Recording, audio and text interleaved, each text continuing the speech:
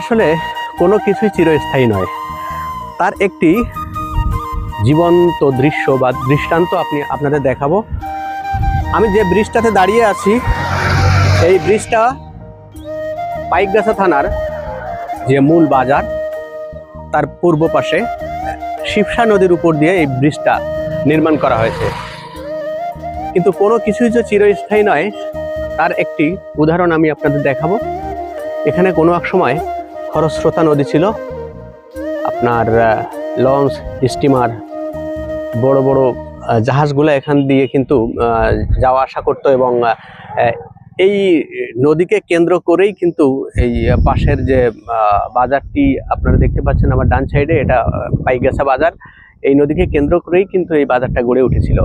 কিন্তু কালের বিবর্তনে, আজ সময়ের পরিক্রমায় সেই নদীর জৌলসটা কিন্তু এখন হারিয়ে গিয়েছে।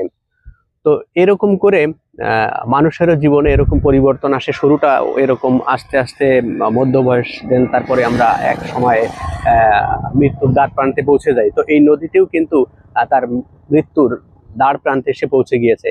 তার একটা উদাহরণ তো আপনারা দেখতেই পাচ্ছেন। ওখানে শুধু একটি নালার মতো একটি জলাশয়ের যাওয়া আসা আছে শুধু, আর পুরো জায়গাটি কিন্তু ভরাট হয়ে গিয়েছে।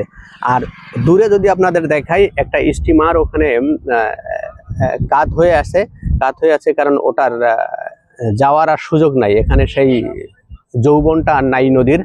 এখন ওই স্টিমারটা এখন পরিত্যক্ত হয়ে পড়ে আছে। ওটাকে হয়তো লোহা হিসাবে, বা আমরা যদি একটু এলাকার ভাষায় বলি যে ভাঙড়ি হিসাবে, লোহার দোকানে বিক্রি করা ছাড়া আর কোনো উপায় থাকবে না। তো এই হচ্ছে প্রতিপাদ্য বিষয়। তো মানুষের জীবন আসলে এই নদীর মতোই। শুরুটা যেমন সুন্দর হয়, আস্তে আস্তে বয়সের সময়সীমার শেষ পর্যায়ে এসে তার কর্মক্ষমতা হারিয়ে ফেলে, সমাজের বোঝা হয়ে যায়। ঠিক তেমনই এই নদীটাও কিন্তু এখন সমাজের একটি বোঝায় পরিণত হয়েছে। কারণ এর চতুর সাইডে যে মাছের ঘের বা মাছ চাষের যে পদ্ধতি, সেইগুলো কিন্তু এখন আর সঠিকভাবে করা সম্ভব হচ্ছে না। যার একটি মাত্র কারণ, এখানে কিন্তু এই নদীতে পর্যাপ্ত পানি না থাকায় পাশের যে ঘেরগুলো আছে, সেই ঘেরগুলোতে কিন্তু আপনার পানি দেওয়া সম্ভব হচ্ছে না। তো এই হচ্ছে ব্যাপার। ভালো থাকবেন।